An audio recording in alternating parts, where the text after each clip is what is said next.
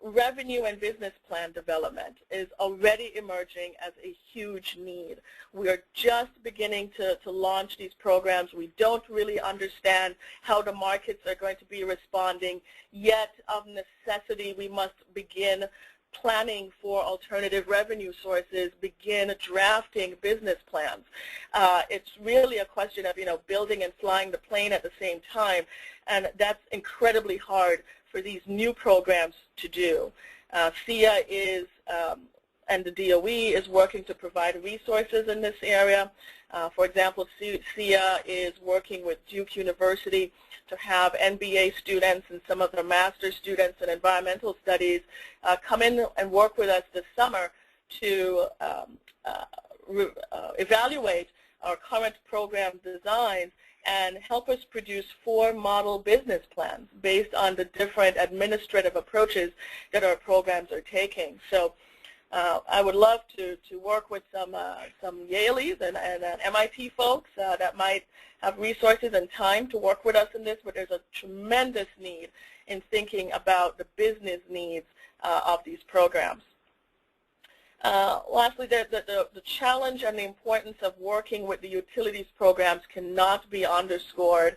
There's increasing demands from public utility commissions for utilities to be stepping up their demand-side management programs, and we are seeing all of the forecasting is for the utility programs to increase their spending in this area. What is the role, what is the proper partnerships that we can establish between utilities and these community-based programs that we're building? We need the utilities in order to get easy and consistent access to the energy data, both for meeting the grant requirements and for doing the kinds of analysis of the impact of the measures that we're undertaking. In some of the cases in our markets, these energy efficiency programs are new to the utilities. In New Orleans, Entergy has just launched, actually they're launching on Earth Day, on April 22nd, their brand new residential rebate program. Duke Energy, which services North Carolina, is just rolling out their residential rebate program. Jacksonville, JEA, the municipal utility, launched their program November of last year. So these are both, there are opportunities here for utilities that are relatively new to the game that have been willing to work with us to coordinate their program designs with our program designs, which I think augurs well for long-term sustainability of these programs. But there are many areas where we are still working with the utilities to overcome issues related to access to data, both customer data as well as programmatic data that they are collecting that would help our programs. Let's see. Here we go. Marketing is absolutely critical. The approach of our programs, Home Performance, which Energy Stars, it's understanding buildings as systems. And what we have is a market that is very educated because of advertising about single measures. So most homeowners will tell you that they think replacing their windows is the single most impactful thing they can do to increase the energy efficiency of their homes, and that's because they're bombarded with window advertising on TV. Of course, what we know is that dollar for dollar windows are usually not where you start. You want to start with attic insulation and sealing up your ducts and the building envelope. But that requires educating our homeowners so that they understand how these buildings work as systems. It's really pulling on building science, and that's a tricky thing to market. And we're needing to do this education and communication outreach, not just to property owners, but also to contractors themselves. There's a tremendous variability in the contractor market. In some cities like Atlanta, where you might have very well-developed contractor networks with a lot of contractors that are certified in home performance with Energy Star, understand building sciences. But in some of our markets, that is not the case. We have contractors that are not educated about the whole house approach, where we have only a handful that have the required certification. So this is becoming an area that we need to pay particular attention to. Developing a regional brand that we can use to help in this process has been critical. You know, it's hard to talk about energy efficiency. It's hard to sell something that people don't see. They feel it, but they don't see the potential and the opportunities. This is an example of a piece that we have coming that is coming out of the regional marketing materials that SEEA is developing and making available to our cities.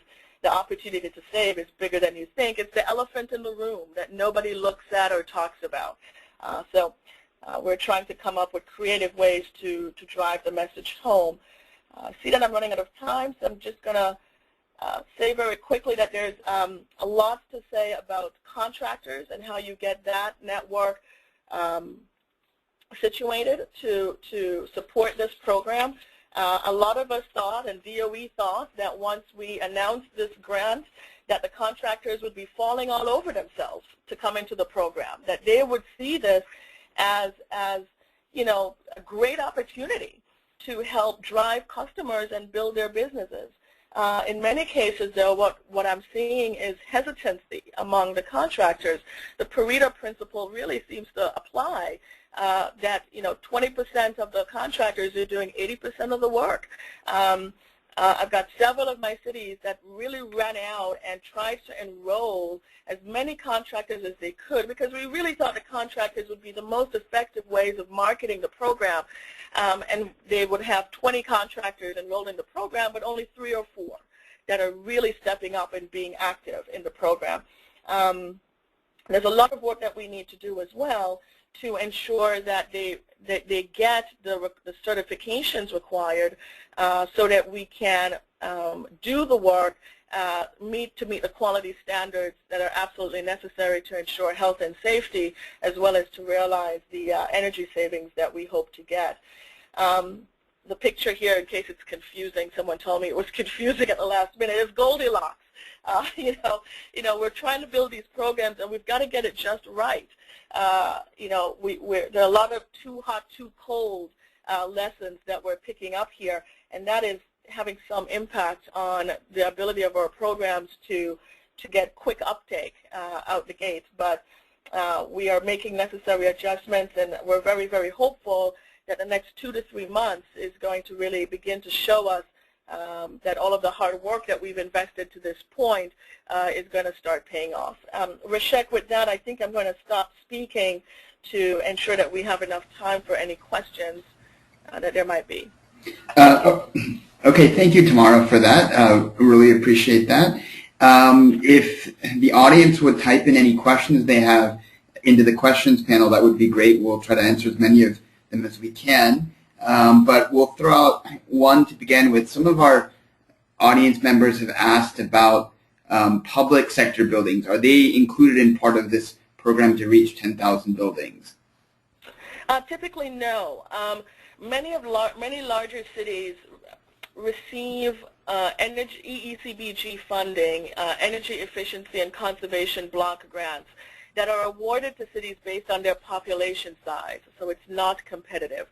And many of them are using those dollars to do government facility upgrades. Our program, the Better Buildings program, is really focused on transforming the private sector market. And so most of our programs are focused on residential and commercial, and we're not really using these grant dollars for MUSH buildings, so-called municipal, universities, schools, and hospitals. We're really not prioritizing in this program at this time. Okay, thanks. Another question comes in about sort of how the program setup is designed. Is it sort of an extension of SEEA's own program design, or is there some sort of influence from the overall Better Buildings program? Yeah, so SEEA ourselves as a nonprofit, we actually do not carry out, we don't implement building retrofit programs ourselves. So it's not an extension of SEEA's work in that regard. One of the things, as I indicated, we're doing is treating this as a laboratory, so there is not a single program design that SEEA is mandating to our sub-recipient cities. What we have done is certainly presented them with all of the information that the DOE has provided through this program. SEEA has hired consultants and technical assistant providers that have been working one-on-one with the cities on their program design to ensure that they incorporate best practices. But the diversity of the program approaches is part of what we are striving for, because we want to see what's going to get the biggest uptake, what's going to have the biggest impact in the region. So the successes SEEA will then use to develop into replicable models to keep carrying this work forward. Got it. Another question comes in about reaching lower income residents. Have any of the cities targeted programs for lower income residents?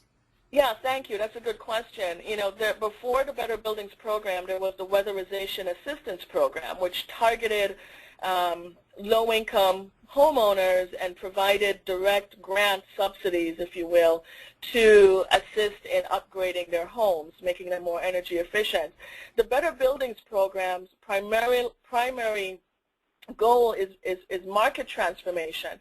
We want to use these grant dollars as seed money to catalyze the market and then hopefully have that market stand on its own legs and keep moving forward even when the grant dollars are gone. It's a tricky balance. We certainly want to service low-income homeowners, but this is not structured to be a direct subsidy program. So what the cities typically do is negotiate with our lenders to ensure that those homeowners that need it will have access to competitive or at least reasonable interest rates, particularly if they have, poorer FICO scores, credit scores, so that we're not shutting people out of the program simply because they have lower credit scores.